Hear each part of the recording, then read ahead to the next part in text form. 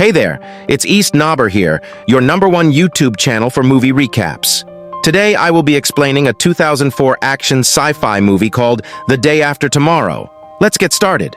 In the vast expanse of Antarctica, a team of scientists embarks on a mission to extract core samples from the icy depths. As the drill descends, a chilling tremor ripples through the frozen landscape beneath their camp, causing the ice to fracture. Suddenly, the drill begins to descend into the ominous crevice. In this perilous moment, Jason teeters dangerously close to the gaping maw, but his valiant comrades, Jack and Frank, react swiftly, preventing his impending fall. In a bold and selfless move, Jack takes a daring leap across the growing chasm to recover the precious samples. As he bounds back to safety, the ice beneath him gives way, plunging him into the frigid abyss. Miraculously, he wields an axe to anchor himself, and with the help of his resolute companions, he is hoisted to the surface, bearing witness to the disintegration of the entire ice shelf. In the wake of this harrowing experience, Jack undertakes a significant journey to the UN Conference on Global Warming, held in New Delhi. There, he addresses world leaders, delivering a solemn message that Earth teeters on the brink of a daunting ice age that threatens to engulf the planet in frost.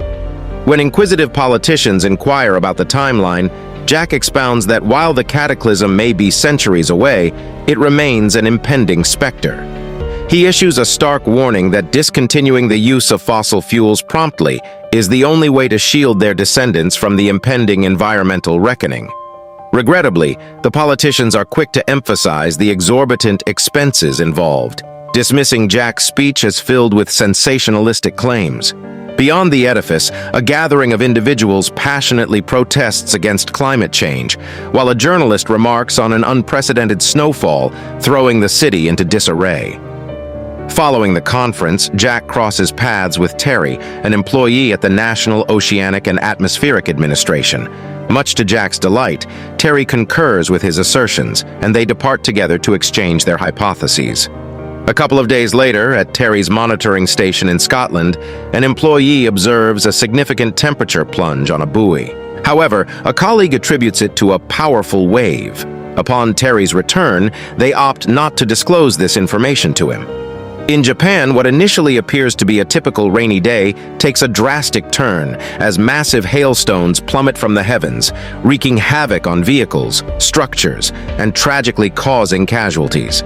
Meanwhile, in the United States, the sudden emergence of Hurricane Noelani has left meteorologists astonished. This unprecedented hurricane, the most powerful ever documented, has claimed the lives of hundreds. On the International Space Station, astronauts are taken aback by the emergence of extraordinary colossal storms in Earth's atmosphere. Meanwhile, Sam, Jack's son, is en route to New York in the company of his friend Brian and the object of his affection, Laura. Sam's fear of flying intensifies as the aircraft penetrates the immense tempest, causing severe turbulence. Abruptly, the pilot announces that they will experience some rough air ahead. Passengers promptly secure their seatbelts and grip their armrests tightly as the turbulence escalates, causing bags to tumble in the aisle. Fortunately, the moment is brief, and Sam soon becomes aware that he's clasping Laura's hand, prompting him to release it. Upon reaching New York, they are taken aback by the sight of a vast assembly of birds winging their way westward, almost as if they were fleeing from an impending threat.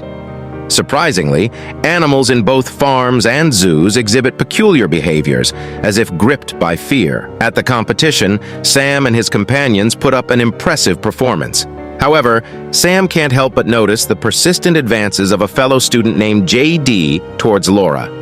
Subsequently, in the monitoring facility, Terry eventually spots the buoy, indicating a significant drop in ocean temperature. The staff member recounts what he observed recently, but they soon realize that multiple buoys are transmitting the same report, ruling out the possibility of a malfunction. Terry reaches out to Jack to express his theory about an unprecedented acceleration, not witnessed since the last glacial era some 10 millennia ago.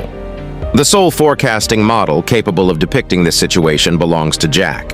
As news reports detail the deteriorating conditions caused by Hurricane Noelani, with the Coast Guard enforcing beach closures, a technician stationed at a weather monitoring facility in California becomes engrossed in a personal rendezvous with his girlfriend instead of diligently working.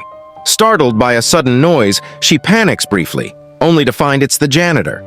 In that very moment, the phone rings, and the technician receives a distress call from a reporter in Los Angeles who discloses the alarming occurrence of golf ball-sized hailstones raining down. The technician swiftly verifies the television broadcast, confirming the emergence of a tornado in Los Angeles, prompting him to urgently contact his supervisor.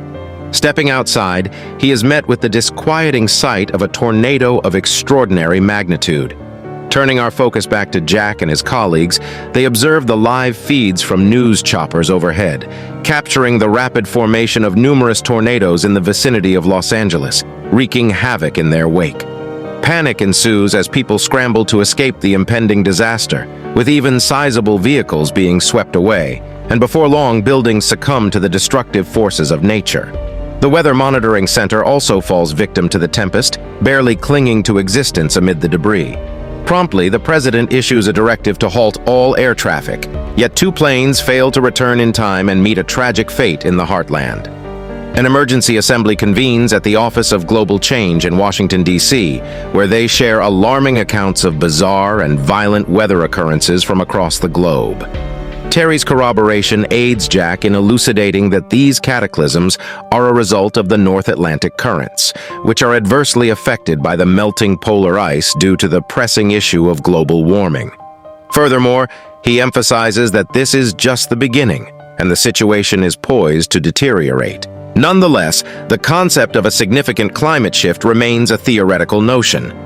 Consequently, Jack's superior grants him a brief 48-hour window to compile compelling evidence to present to the government.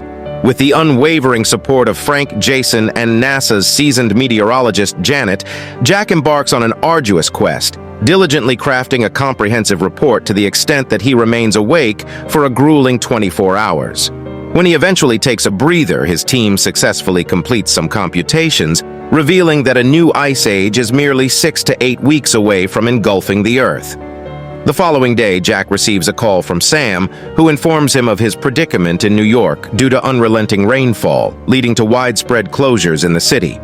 Subsequently, JD generously offers his luxurious apartment to their group.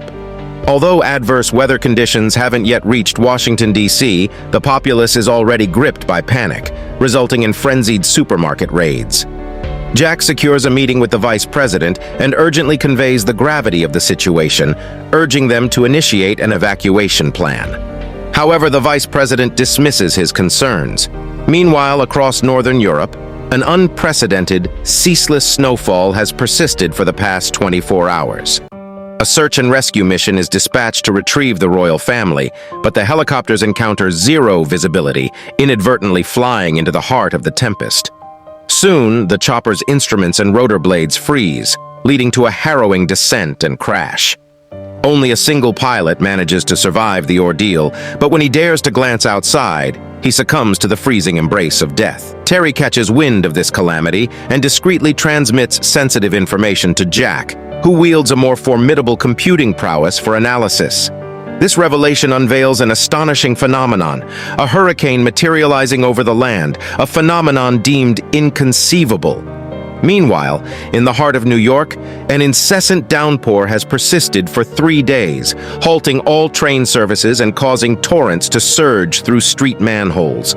On Canadian shores, the ocean's level abruptly surges by 25 feet, inciting ferocious storms, even rumors of a tropical hurricane. Sam and his companions catch a glimpse of these dire reports on television just before the power vanishes, prompting JD to propose an expedition to retrieve his brother while kindly offering the group a ride.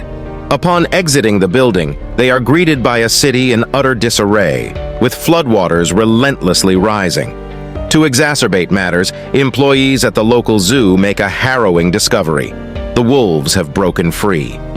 Scores of people scramble for refuge in the National Library, yet one homeless man, accompanied by his loyal dog, is denied entry. Due to the flooding, vehicles become immobile, trapping numerous individuals in their cars. Sam's group starts rushing towards the library, while Laura lingers behind to aid a family in a vehicle, sustaining an injury to her leg in the process. Suddenly, An enormous tidal wave materializes out of nowhere, striking the Statue of Liberty before gradually submerging the city, resulting in the loss of thousands of lives. Sam hurries back to the street to retrieve Laura and leads her to the library just in the nick of time, moments before the wave inundates the area, including the library's first floor. Shortly